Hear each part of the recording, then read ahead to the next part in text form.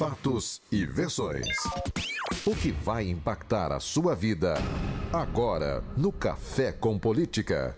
E eu gostaria de começar falando com o senhor exatamente sobre o assunto que está pautando todos os municípios esta semana, que é essa questão do atraso no repasse do ICMS pelo governo do estado. Em primeiro lugar, bom dia, né, para o senhor. Bom dia, Delma. E aproveitando, agradecendo primeiramente a Deus aí e agradecer também à população de Birité e a todos os ouvintes da 91.7. Então, prefeito, refazendo a minha pergunta, então como é que está essa situação? A gente recebeu aqui tanto o presidente da Associação Mineira de Municípios, o Juvan Lacerda, como também a gente recebeu essa semana o prefeito Zelinho de Congonhas, que ele é secretário da associação, e ele reforçando sobre essa ação na Justiça dos municípios.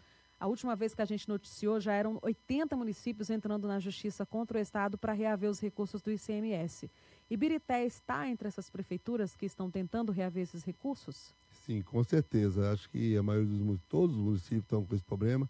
O problema maior de alguns municípios que, infelizmente, tem um déficit maior no recurso. E isso faz uma falta muito grande para os municípios. Então, assim, Ibirité, hoje o Estado deve de ICMS aproximadamente quase 5 milhões de ICMS para Ibirité em 2 semanas. E também ele não está passando também a questão do dinheiro do Fundeb, que também é uma grande preocupação nossa, que a folha do Fundeb é a folha alta. De quanto, prefeito? Hoje a folha do Fundeb, mais aproximadamente mensal, é quase 5 milhões. Então ele deve quase 3 milhões do Fundeb também para o município de Birité. Ou seja, então, juntando os dois, então são 10 milhões de reais que Birité aguarda receber do governo do estado. Juntando os dois, dá quase 7 milhões de Fundeb e ICMS. Porque o senhor tinha dito que era 5 milhões de ICMS, quase mais 5 milhões de ICMS, mais 2, a folha que é 5. 2 e pouco do Fundeb. Dá quase 7 milhões.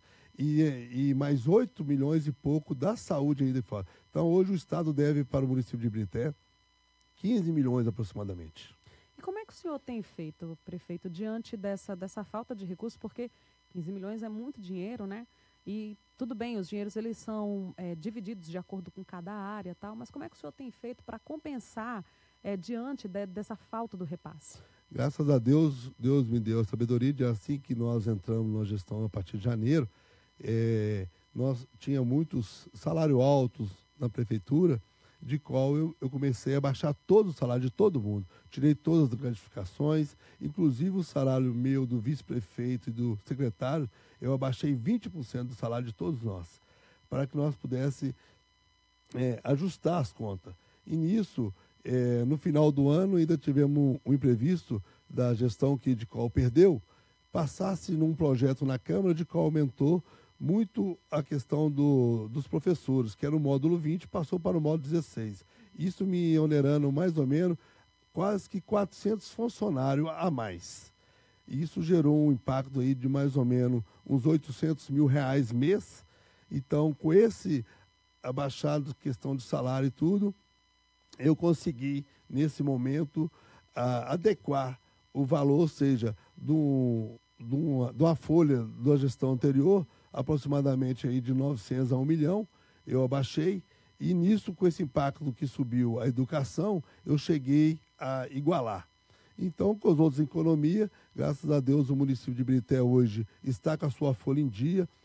Acabei de pagar o 13º ontem, o salário sai no dia 28, o salário paga tudo, e nós estamos bem, graças a Deus, tranquilo, as contas da prefeitura de Birité está suave, está tranquilo. Não dá para fazer muita coisa, porque, como você falou, 15 milhões é muita coisa. Se eu tivesse 15 milhões hoje em mãos, com certeza eu estaria fazendo muitas obras e muito mais ainda. E apesar de toda essa dificuldade, eu estou reformando todas as escolas de Birité e ainda estou reformando todos, início agora, os postos de saúde, e estou acabando a UPA, o anexo da UPA, para que nós possamos atender melhor ainda a população de Birité ainda. Tá, prefeito, falando ainda sobre essa questão de recursos para a cidade, né? Porque a gente fica falando muito do governo do estado, mas a gente também tem a bancada estadual e a bancada federal de Minas Gerais, que também tem esse papel de destinar emendas para os municípios para que eles possam se manter. De repente, nesse período em que o governo não está fazendo esses repasses, né?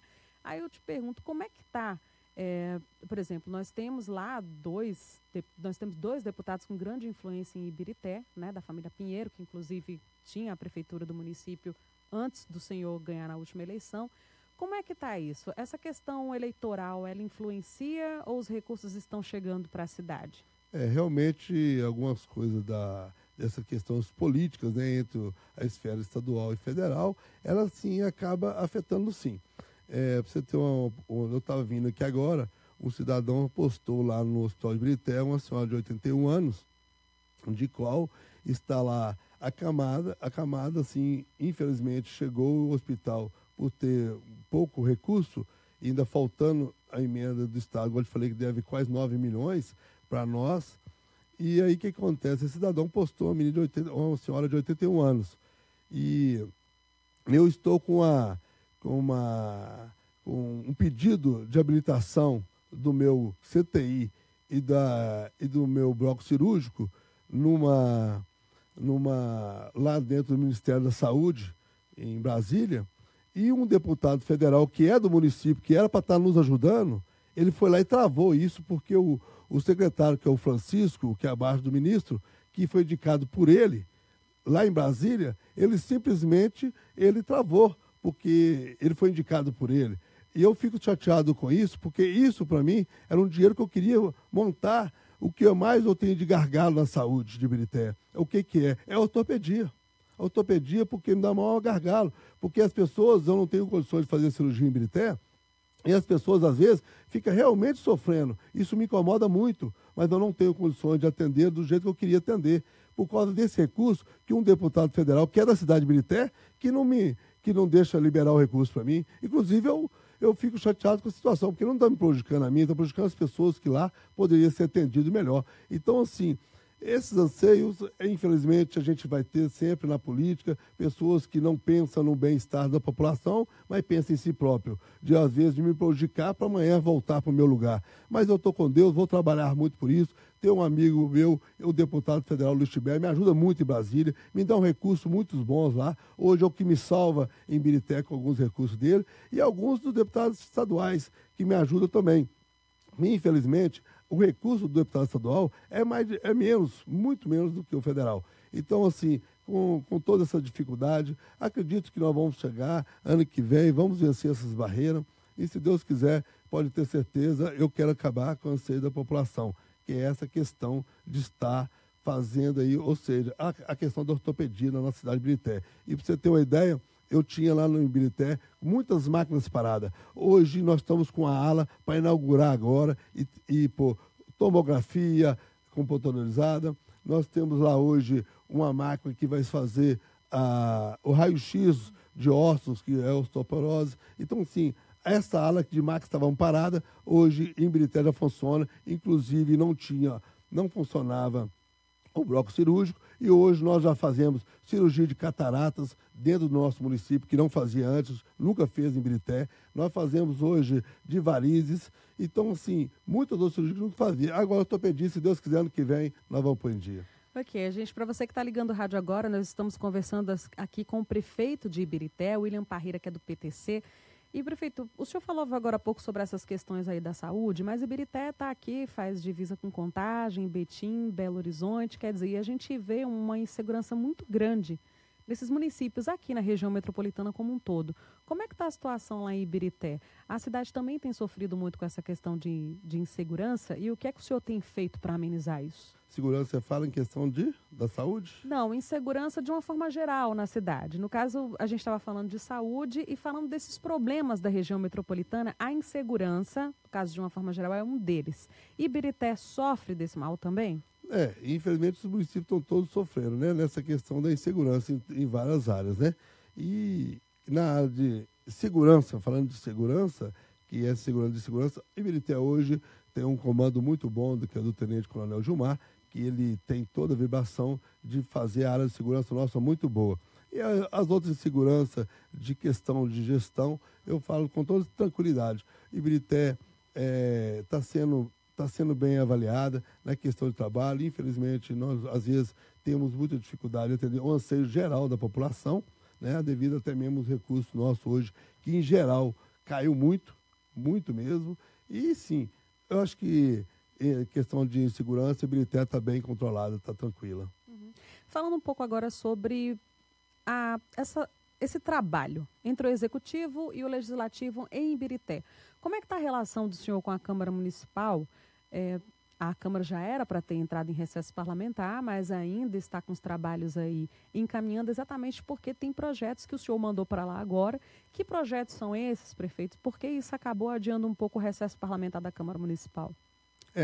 A Câmara Municipal, entre o Legislativo e entre o Executivo, o relacionamento é muito bom, muito tranquilo, e apesar de eu ter feito no meu partido eleito 2 vereadores e os outros fizeram 13, então nós somos um total de 15 vereadores. Mas, enfim, todos os vereadores trabalham com a grande certeza de que o Legislativo e o Executivo têm que caminhar junto, porque isso é importante para a cidade. Não é importante para ele, não é importante para mim, se nós formos adversário político ali naquele momento.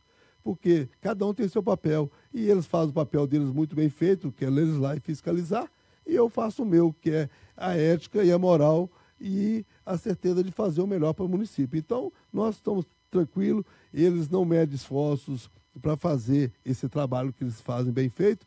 E assim, a questão desse pedido, dessa extraordinária, para que a gente pudesse votar o projeto, o presidente não mediu esforço, os vereadores também não. Fizemos uma agora segunda-feira, e vai ser feita outra agora sexta-feira, que é uma véspera de Natal, todos poderiam estar viajando, e também na quarta-feira que vem. Vai ter uma outra, que é a terceira, para a gente finalizar os projetos que faltava voltar, que é a LDO. E eu tinha um projeto lá que é para o servidor também, que é o aumento dos servidores, que deu o índice esse ano de 2,8% de aumento. E eu estou dando 3% de aumento a partir de janeiro. Então, só para eu entender, no início da entrevista o senhor disse que para conter despesas teve que reduzir os salários dos servidores. O senhor reduziu em quanto, quando o senhor reduziu, e agora vai aumentar em 3%? Quando o senhor reduziu em quanto? Na verdade, eu reduzi em percentuais. São aquelas pessoas que são não salariados, são aquelas pessoas que tinham gratificações altas, são aquelas pessoas que tinham salário alto. Aí eu peguei e entrei dando um salário que as pessoas que trabalhavam comigo mais justo, daquelas condições que nós tínhamos naquele momento. Então eu abaixei e foi usar o salário. Para você ter uma ideia, quando eu assumi a prefeitura, a maioria dos servidores ganhava menos salário mínimo. O senhor baixou o seu salário também? Baixei o meu também. Eu baixei o meu, do vice-prefeito e dos secretários. Eu baixei 20%. Então, assim, o que eu fiz? Tinha pessoas da gestão anterior que passou para mim, que a maioria, que era 2 mil funcionários mais ou menos, que ganhava menos salário mínimo. Ganhava R$741. Então, o que eu faço? O que se faz com R$741? Não tem lógica. O salário mínimo já está difícil, né? E imagina com R$741. Aí, o que eu fiz? Eu cheguei a eles aos 980, tá? Então, isso deu já uma pequena porcentagem que aderiu à folha dele, o salário mínimo integral, que antes eles faziam, era um comprimento, e isso não abatia no fundo dele futuro, que era do IPAS e outras coisas mais, e hoje, assim, eles ganham salário mínimo. O mínimo que tem lá é o mínimo mesmo. Agora, com esse ano que passou, que é direito deles, que é a defasagem de 2,8%, eu, com toda a dificuldade, eu não medi esforço e vou dar 3% de aumento a partir de janeiro. Tá, então, prefeito, a gente está chegando ao fim da entrevista, mas eu vou pedir só para o senhor recapitular. Então, os 3 projetos que estão agora na Câmara, que o senhor enviou para lá antes do recesso parlamentar, é a LDO, esse aumento dos servidores em 3%, e qual é o outro? O outro é o projeto que vem fazendo um outro é mais simples. O outro é porque eu estou criando uma em vez de estar uma procuradoria dentro da prefeitura, para que possa fazer dentro da prefeitura uma gestão melhor, de saber aquilo que cada secretário e cada secretaria pode e aquilo que não pode, para que a gente possa evitar e facilitar esse trabalho e ser mais transparente. Ok. Conversamos aqui com o prefeito de Ibirité, William Parreira, do PTC. Muito obrigada, prefeito, pela sua presença aqui no Café com Política. E a gente espera, obviamente, que a situação dos municípios melhore, né? Porque a população merece um atendimento bom, seja na saúde, seja a proteção na segurança. Quer dizer, que o município funcione direito, né? Então, eu desejo boa sorte aí aos gestores nessa busca por esses recursos. Obrigada. Obrigado, Delma. Obrigado aí ao pessoal da rádio. Valeu mesmo. Esperamos sim que 2018 seja melhor E aproveitando aí essa oportunidade, quero desejar um Feliz Natal para todos vocês aqui da rádio e a todos os ouvintes e a toda a população de Ibirité. E que 2018 seja melhor que 2017. Valeu, muito obrigado e que Deus abençoe nós todos. Valeu.